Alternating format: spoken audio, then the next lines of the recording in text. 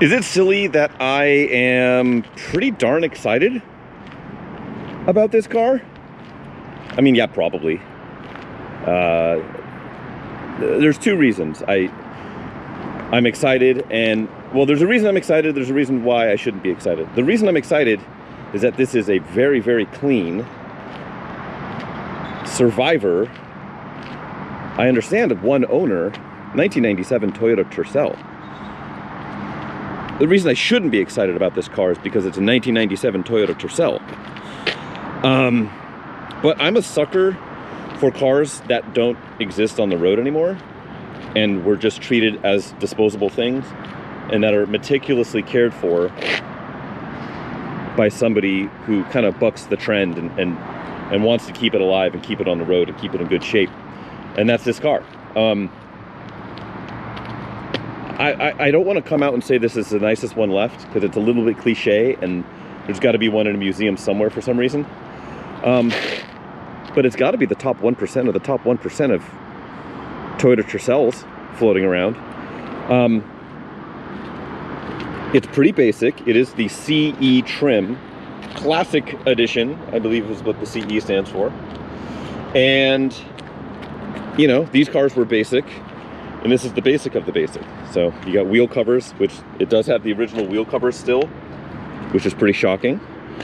It's got a, you don't get keyless entry or anything on here. You also don't get power windows. You don't get power locks. You don't get power mirrors. You don't even get remote mirrors. There's a spot where the joystick could be. Is it there? No. We don't get such niceties. You get to adjust it with your fingers as you see fit. But I'm just shocked by how absolutely wonderfully clean this car is. It's got a couple of mild imperfections, this being one of them, the little vinyl piece here, which I'm sure a vinyl repair would handle that pretty easily. These excellent 90s patterned cloth seats, held up exceedingly well. Interior trim, it's got that same pattern on it. Little peel back here on the vinyl. I'm sure just a simple glue job would be great there. Carpets are great. See this here in the trim panel? This car had hand controls on it. That's why there's a little bite in the pedal here, because it would grab onto the pedal, and you had hand controls here, along with this guy for steering. Made it a little bit more accessible for the prior owner who needed that to continue to use his car and keep it on the road. And yeah, for an absolutely disposable car, just how clean and kept and undisposed of this car is just wonderful. Pop the hood, let's start it up. Look at it in here. How cool. It's got the original stereo. Options include air conditioning, AM FM stereo. You get a CD player, you get a cassette player, no and no. Automatic transmission, which on these I believe are a 3-speed, so you do not get overdrive here. And that's it. You get a tach? No. You get a fuel gauge, that's nice. Let's start it up.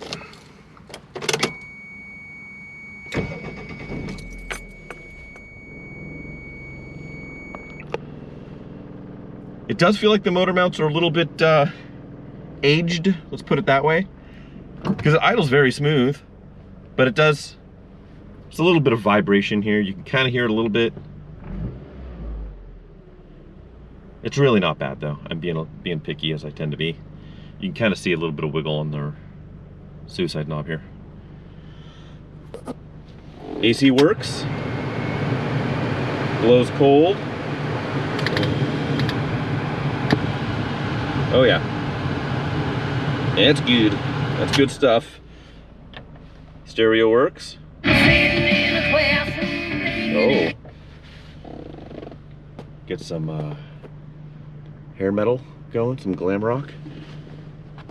Do we get a mirror here? No. You're not allowed to be vain in this car. You just get visors. Let's pop the hood, let's pop the trunk.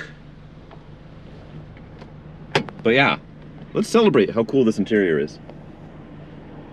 All right, I'm into it. Manual windows, manual locks. So we're not even gonna test those. A wise man once said, anything automatic automatically breaks. These are manual. Here's the motor. It's a 1.5 liter, I believe. A 5E. Timing belt was done, according to that sticker anyways. And just a really cared for little car. You can kind of see what I mean by it's got a little bit of shake to it, so I wouldn't be surprised if, you know, motor mounts wouldn't clean that up. Because it's just purring.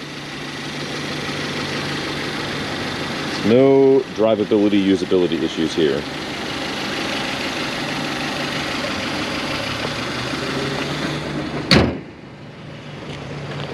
It does have some rock chips up front.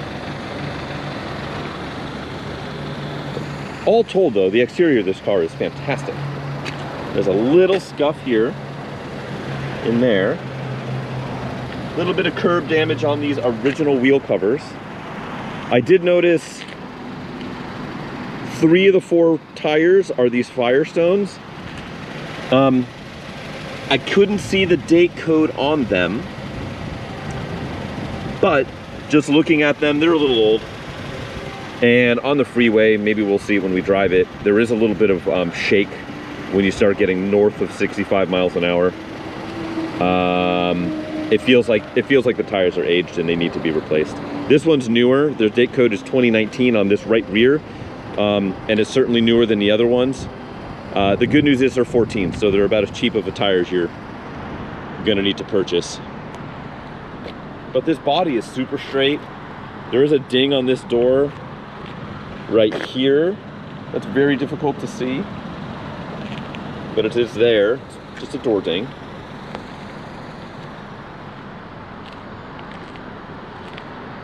If you're into independent league baseball, Sonoma County Crushers, let's go Crush. Bumpers are very clean. There's like a little tiny mark here. There's a little one with some touch and paint here and here. But with these older kind of quote-unquote grandma cars, usually every corner's got some minor damage to it. That's not the case here. It's very, very clean. Again, I can't stress that enough, how clean of a little car this is. There's a little bit of damage here on the paint. It looks like something was kind of lightly scratching up against it in the garage, kind of forever. Just a whole bunch of tiny little marks that, you know, I would not be surprised with the price point on this car if this white is just a single stage. And if so, I bet you some deep polishing will pull the majority of that out. What it won't take out is here. There's some edge wear on the quarter from our long-term owner getting in and out of it. But that's it. Again, I cannot stress enough how cool it is that this is still on the road in the condition that it's in with under 100,000 miles. Yeah, it's kind of special. And so I geek out about this kind of stuff, you know, more than if it was, I don't know, 100,000 mile 911. Like, okay, those were saved. Those were all cared for. This one was not. Well, this one was, but this model wasn't. So let's hop in and go for a drive and really feel the power and excitement of the 97 Toyota Tercel. Okay, let's ride. Okay, let's hop into Tercel, grab our suicide knob here, go for a leisurely drive. Turn that off. All systems are go. Look at this. The glory of the suicide knob. Technically, is this legal in California? I don't know. I doubt it. So, feel free to take it off. I don't know. Maybe it'll make a mark here. Who Who knows? Let's drive.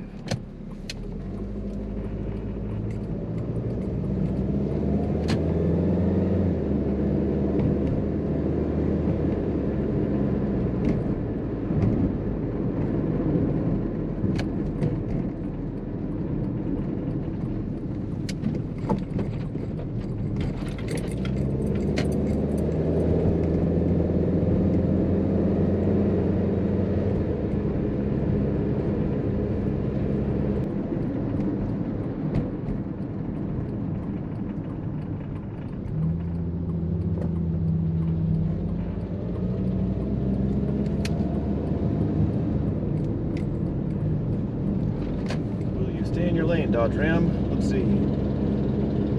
All right, let's give it the beans. Go, Tercel, go.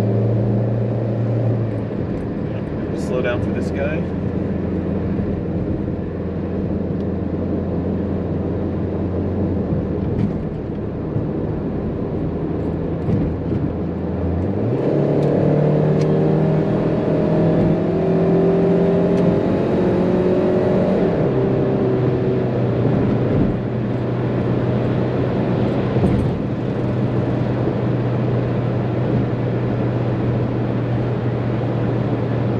Okay, so we are going the posted speed limit plus or minus 5 miles an hour. And there is definitely a little bit of shaking. I suspect it's the tires. That's what it feels like. You can kind of see if you watch the knob here, you can kind of see it's got some wiggle to it. It tracks straight. Everything feels really good. It does have a little bit of a wobble though, not wobble I should say, but there's a shaking at speed, and as I slow down a little bit, so now I'm at about 60, and most of it goes away. It's still there a little bit, but it's much, much smoother. So it feels to me that the tires are out of balance, and frankly, the front tires, I couldn't read the date codes on them, and they're different than at least the right rear tire, which is the one I was able to get the date code of 2019. So I suspect they're old. I would put tires on this car. That's what I would do.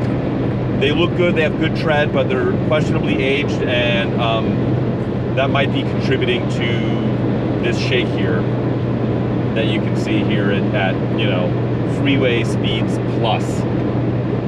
Good news, they're 14s, so they're going to be very, very cheap as far as tires go.